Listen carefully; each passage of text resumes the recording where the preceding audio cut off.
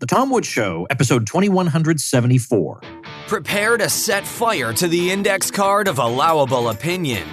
Your daily dose of liberty education starts here. The Tom Woods Show. Hey folks, if you've decided it's best not to have your kids educated by people who have declared war on you, then consider the self-taught Ron Paul curriculum. Instructors like me will give your kids an unfair advantage and an education you and I could only have dreamed of. But make sure you join through my link, because only there do you get my $160 worth of free bonuses. My link is ronpaulhomeschool.com.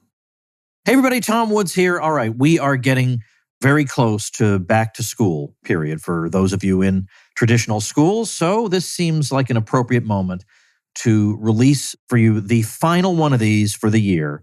And that is, I'm going to play for you another of my lessons from the Ron Paul curriculum. And this one, it's almost like I said to myself, let me see the most obscure topic I can possibly cover and put it out there on the podcast. And I'm doing it. But obscure doesn't mean boring, okay? It means you learn it, you really, really impress your friends, okay? And so our topic today, of all possible things, is Hellenistic philosophy. Now, by Hellenistic, we're talking about Greek culture during a particular period, as Greek culture begins to spread through the Mediterranean into Asia and the Near East. This is round about the time from the death of Alexander the Great up until round about the end of the 1st century BC. That's the Hellenistic period. And I'm talking in this particular lesson about various philosophical schools. And I personally find it interesting that thousands of years ago, people are talking about things that are, I wouldn't say the same as the issues that we're talking about now, but some of the big picture questions they're talking about are, in fact, in some ways, when you get right down to the fundamentals, quite similar. For example, what does it mean to say that man should live according to nature? What does that mean? Does that mean man should just do what comes naturally? Does that mean something else? It could mean man has a nature and he should live in a way that will contribute to his flourishing, to the full realization of that nature. Well, in a way, that's kind of the backbone of a lot of conversations that we have right now, whether you realize it or not. And they're wrestling with this during the Hellenistic period. So, if you like this kind of thing, if you like Western civilization, I teach it with the Ron Paul curriculum. And it is the biggest course because it's split into two. Most people, if you take a Western Civ course in school, it's a year. Mine's 2 years. Okay, so you are going to learn so much Western civilization. It's going to be seeping out of your various orifices. There's going to be so much Western civilization packed into you. And I present it in a way that I think is fairly engaging, but also contains a lot of information. Guess what? You're not going to learn anywhere else. So if you'd like to have my Western civilization courses, there are multiple ways to get them, multiple ways. Some of them are as free bonuses, actually. So they're all laid out for you. All your options for getting these courses are laid out for you on the show notes page, which is tomwoods.com/2174. Here we go. Hi, everybody. It's Tom Woods, and it's time for our second lesson on the Hellenistic period. First, we'll review what we covered last time. Last time, we introduced the word Hellenistic and explained what it means. The Hellenistic world, this term Hellenistic, was actually coined relatively recently, just in the 19th century AD, and it's a term used to refer to the period of history from 323 BC, which is an important date because that's the death of Alexander the Great, and 30 BC, which is the date of the death of Cleopatra VII. She's a figure we will look at in a later lesson. The word Hellenistic, though, doesn't just refer to this period in history. We also use the word Hellenistic to talk about the kingdoms that succeeded Alexander. Alexander's territory could not all be held together after his death. All that territory that he conquered, it was simply too far flung for any one person to govern it all. So it wound up being divided. And we refer to these divisions as Hellenistic kingdoms. We noted that Alexander's generals wound up fighting among themselves until finally it was decided that no one of them would be able to rule everything. And the result was the division into Hellenistic kingdoms that we saw last time. And I showed you a map. And I noted that these generals, they didn't necessarily have any roots in any of these countries or any type of legitimacy from the point of view of being related to any ruling family from the past or anything. They were simply ambitious, strong men who took over. We also noted that the term Hellenistic refers to a kind of meeting of cultures that takes place. Because as Alexander moved from west to east, he was leaving behind him settlements that attracted a lot of Greek settlers who would bring with them their customs and their culture. And in this way, Greek culture is going to diffuse itself all throughout Egypt and Asia Minor and in other places. And it's this meeting of cultures, the introduction of Greek culture in some area, but it will blend in one way or another with existing culture. And the result is Hellenistic culture. So the whole period is referred to as Hellenistic. And last time we looked at some of the achievements of this period. Sometimes this period is disparaged a lot of times in Western civilization presentations because it's like historians are impatient. They've finished up the Greeks. They want to get going with the Romans. So let's hurry up and talk about these few centuries really quickly so we can hurry up and start the unit on Rome. And that's not entirely fair because although we do see a degeneration, for example, in literary output or in drama, nevertheless, there is important and significant scientific work that's done. And there's important philosophical work that is done as well. And the art is also very good throughout this period. We looked at the Laocoon last time as an example, and we saw that the old staid and a very much restrained style of the classical period has now given way to a much more ready depiction of turmoil and emotion and tragedy, which becomes a characteristic feature of Hellenistic art.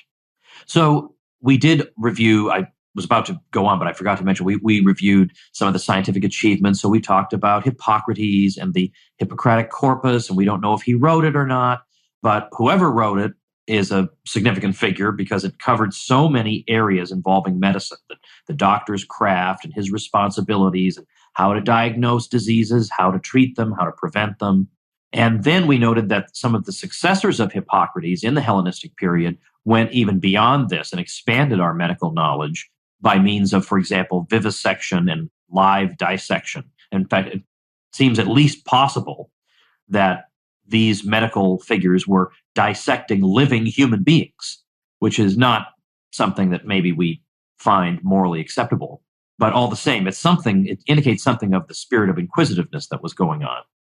Then we talked about figures you're likely to encounter in any textbook treatment of the Hellenistic period. Eratosthenes, the guy who, among many other things, calculated fairly successfully the circumference of the Earth, which, by the way, goes to show that everybody understood that the Earth was a sphere. Okay, this idea that everybody was too stupid and they all thought the Earth was flat is not true.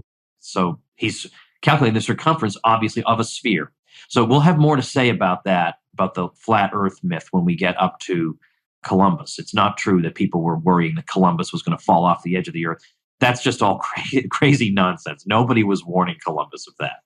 Then we talked about Hipparchus with the development of trigonometry and the longitude and latitude system and other achievements there. Aristarchus with the heliocentric model that the Earth is rotating and then revolving around the sun. Euclid, the great practitioner of geometry with his elements, a very, very, very influential mathematical work. Then finally, Archimedes with his many achievements and many interests and interesting stories. So today, what I want to do is introduce to you some of the schools of thought that developed during the Hellenistic period. There are a good many of them, and only a couple of them will be of long-lasting significance, and those are the Stoics and the Epicureans. The Stoics are going to be influential for probably 500 years. And the Epicureans, like the Stoics, today we have a word Epicurean, and we have a word Stoic in the English language, and we use them in ways that more or less reflect the philosophies of these schools. So I think it's good to be aware of them. So here they are: skepticism, cynicism, stoicism, and Epicureanism. So I may not do them quite in that order. Let's see how I feel as we go along. Let's start first with skepticism. According to the skeptics, a skeptic is somebody in philosophy who is unsure that truth can ever really be known. Like today we say somebody's skeptical. We don't usually mean that the person is as skeptical in such a thoroughgoing way as the actual philosophical school called skepticism was. The skeptics were people who believed that the human mind was basically incapable of grasping truth, even if truth existed. So even if we could say there's a truth, the human mind can't grasp it. So there may as well not be a truth. And perhaps the best known of the skeptics is a guy named Pyrrho, Pyrrho, who was born around 360 BC. And Pyrrho held that basically nothing can be known with certainty. We human beings can never attain certainty. And so therefore, what will the wise man do? In light of this realization that he can never be certain about anything, what will the wise man do? Will he be troubled by this? Will he spend his time vainly and desperately seeking after knowledge? No, the wise man will simply suspend judgment and seek a peaceful life instead of bothering about a truth he can never reach. And what was also concluded by the skeptics is that since we can't know the truth, the best thing to do is simply adopt whatever practices in society are customary and traditional. In other words, you can't know what's true and what's false and what's right and what's wrong. So why don't you just do what everybody else is doing? Don't rock the boat. Just be part of society. Do what everybody else is doing. Try to lead as pleasant a life as possible. And don't trouble yourself about these big questions that an Aristotle or a Plato or a Socrates might have tried to answer. It's pointless to bother. There are no answers. There is no truth. Don't bother. Just enjoy yourself. Just live a peaceful life the best you can. That was the school of skepticism. Then we have this interesting school called the Cynics, cynicism. The Cynics take the view that one should live according to nature. That's an important phrase to bear in mind because there are a lot of philosophers and a lot of philosophical schools who will tell you that the best approach to life is to live according to nature. But what do they mean by that? That's the question. What do they mean, live according to nature? The Stoics will mean something different from what the Cynics meant, and the Cynics mean something different from what Aristotle meant when he would say that we should take our cues from nature. What do they all mean? Well, the Cynics basically meant by live according to nature, do what comes naturally. Do what comes naturally. So don't worry about the proper behavior or proper customs. Just do what you want to do. And do what you want to do in public, even if it's something that we might think ought to be done behind closed doors. Just do what you want. Forget about the conventions of society that tell you you should do this, you shouldn't do that. We defy these. So, for example, the Cynics engaged in what's sometimes called free love, or they avoided marriage. Marriage is a traditional institution, and I don't necessarily feel like doing it. So I'm not going to do it. So they avoided that. Truth, they believed, was elusive. It was very difficult, if not impossible, for human beings to grasp. So just, again, do what comes naturally. Now, the person who is most frequently associated with cynicism is not the founder of cynicism, but rather a man named Diogenes.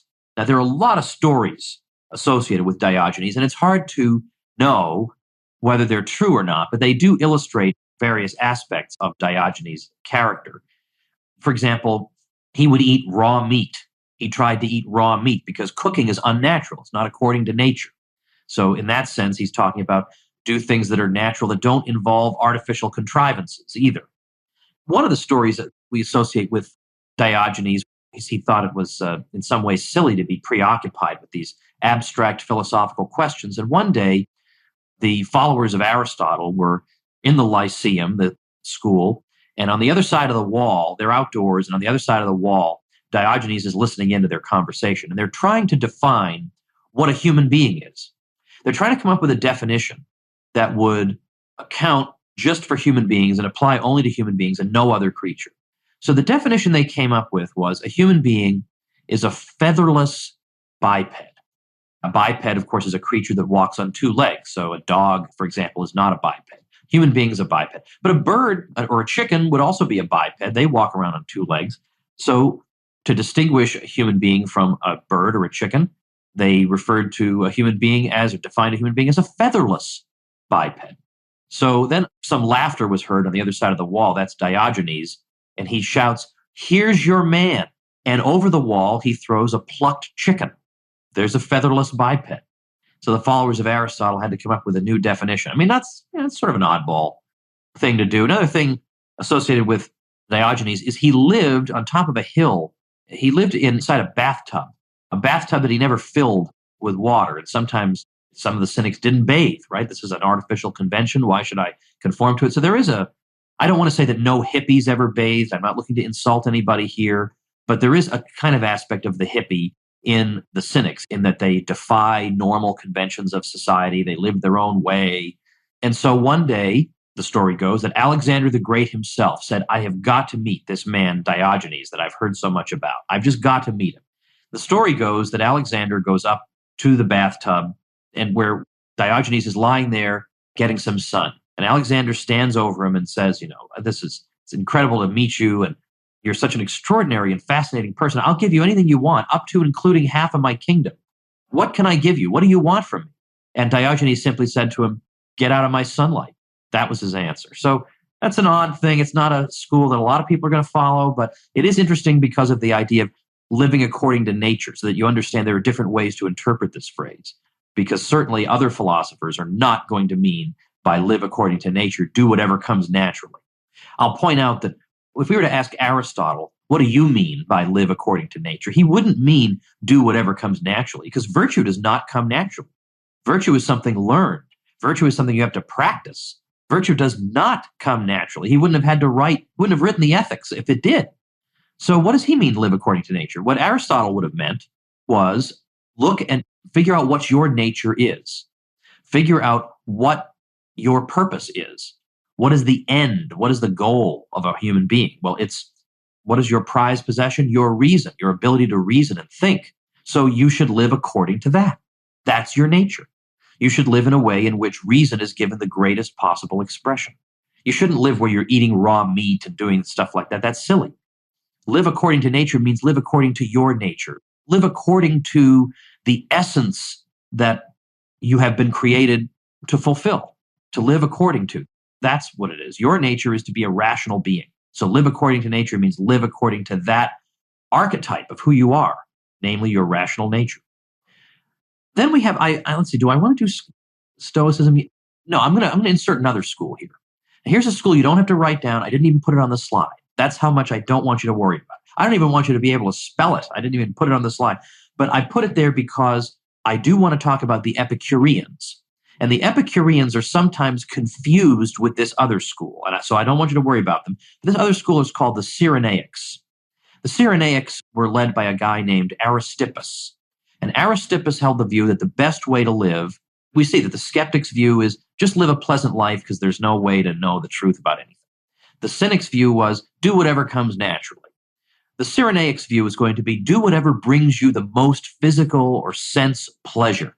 Pleasure, physical pleasure, is the highest aim you should be shooting for. And so Aristippus, it is with him that we associate the philosophy that we sometimes hear expressed in the phrase or in the admonition, let us eat, drink, and be merry, for tomorrow we may die. That's what the Cyrenaics believed. Pleasure. Well, people think, if you were to ask somebody today, a reasonably educated person, what did the Epicureans believe in the ancient world? What was the Epicurean philosophy all about? And they will say, well, they were all about pleasure. They were hedonists. Well, the Cyrenaics were hedonists. A hedonist is somebody who is concerned exclusively with pleasure. And the Epicureans were indeed hedonists, but they were not hedonists in the way that the Cyrenaics were. Because the Epicureans actually had good responses to the Cyrenaics. The Epicureans said, if what you're after is pleasure, you're not going to get there by just going out getting drunk every night. Because what happens to you the next morning? Do you call that pleasure after your drinking binge? You call that pleasure? Yeah, you can stuff yourself, eat all the food you want. How are you going to feel after that? You call that pleasure? Yeah, you can go out and have romantic affairs with a whole bunch of people, but you are going to be an emotional train wreck by the end of that. That's not how you bring about pleasure. So the Epicureans were a school that said that, yes, we should aim at pleasure, but we should aim at it intelligently. And we should understand there are different types of pleasures. Pleasures vary in intensity. They vary in duration. So a lot of the pleasures that the Cyrenaics are aiming at are very fleeting pleasures, like that bite of lasagna in your mouth. It's wonderful, but within 2 seconds, it's gone. That's a fleeting pleasure. Whereas the Epicureans were aiming more at more lasting pleasures, the pleasures of the mind, although they're not as intense as the pleasures of the sense, they're longer lasting and they're less likely to harm you or bring you pain. So listening to music or a good concert or enjoying a good book or listening to a homeschool presentation or any of these sorts of things that you enjoy intellectually will bring you longer lasting pleasure. Friendship will bring you a deeper pleasure and a longer lasting pleasure than stuffing your face will, which is only going to bring you grief in the end. If you think that reaching after pleasure by just getting drunk and overeating and indulging all your appetites, then you are the worst hedonist ever, because all you're going to bring on yourself after those fleeting pleasures is pain and suffering. So Epicureanism was a school of thought that got started with a man named Epicurus, who lived from 341 to 271 BC. And so, yes, he does believe you should live for pleasure, but these pleasures should not be found in the sorts of base activities that often leave us unhappy, the life of the drunkard, the life of the libertine. It's better to pursue a simple life, seeking freedom from pain and peace of mind. That's what the Epicureans teach. And let me read to you from Epicurus. He said, "The pleasant life is produced not by a string of drinking bouts and revelries, nor by the enjoyment of boys and women, not by fish and the other items on an expensive menu, but by sober reasoning."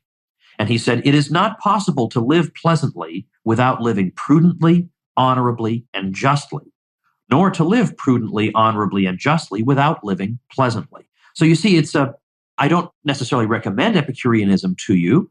I'm not endorsing or condemning it, but surely it's unfair to conflate Epicureanism with Cyrenaicism, which clearly was just talking about sense pleasures. And indeed, friendship and rational reflection were among the great pleasures for the Epicureans. They also held the view that the universe was meaningless. If there are gods, the gods do not care for mankind. And so that means you should, again, this is a way to live your life free from worry. Don't worry about the gods. They are of no import to you. The universe also, according to the Epicureans, was entirely material. There was no immaterial realm. It was all matter. It was all physical stuff. So here he's following the pre-Socratic atomists. He's following people like Democritus, who said that the universe is all just atoms. It's all just physical atoms. There's nothing beyond the physical in the world. There is no immaterial realm. All those immaterial things Plato pointed to, none of those exist. Now, Democritus and the atomists, though, took that view and drew from it its logical conclusion. If all the world is just atoms colliding, then everything in the world is determined, including you. You have no free will. You might feel like you're making choices, but you don't have any say in the matter. Your choices are the result of just some atoms bouncing around in your head, which force you to perform the actions and move around and make decisions the way you do. You have no free will. All you are is just some matter. You have no more free will than a washing machine would have, or than a glass of water would have, because really, fundamentally, you're no different from those things.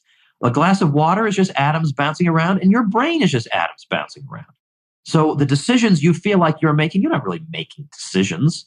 You're just doing what you're programmed to do by the atoms that are bouncing around. Well, Epicurus couldn't follow that. He said, yes, all of the universe is just material, but then he jumped out of that for a minute and said, but we have free will. And he didn't really try to reconcile these things. Then finally, we have the Stoics. Now, the Stoics we associate today with the word stoic. So somebody who's stoic is just emotionless. You can't perturb this person. No matter what happens to him, you can't get him to worry. Stoicism, we divide it into three periods. They're the early Stoa, the early Stoic philosophers, beginning with Zeno, who lived from 342 to 270 BC. Then we have the middle Stoa, most of whose writings are lost to us. And then the later Stoa, who would be people like Seneca, people like Marcus Aurelius in the late 2nd century AD. And the doctrine does develop over time. The later Stoics are different in some ways from the earlier Stoics. The earlier Stoics seem to suggest that all of the universe is divine. They seem to be pantheists. Whereas the later Stoics, they may be talking about a personal God. Whereas the early Stoics think everything is God. We're all in one divine cosmic order. Now, the writings of even the early Stoics really exist to us only in fragments, if we have them at all. But what we can get from it is that individual virtue is the key principle. And living according to nature for them means recognizing that you live in a universe where there is some plan built in it, and that plan is going to be realized. It's going to come to fruition, whether you like it or not. And that plan may involve some suffering for you. But since there's nothing you can do about that, if suffering comes your way, there's no point in getting worked up about it. Live according to nature means go with the flow.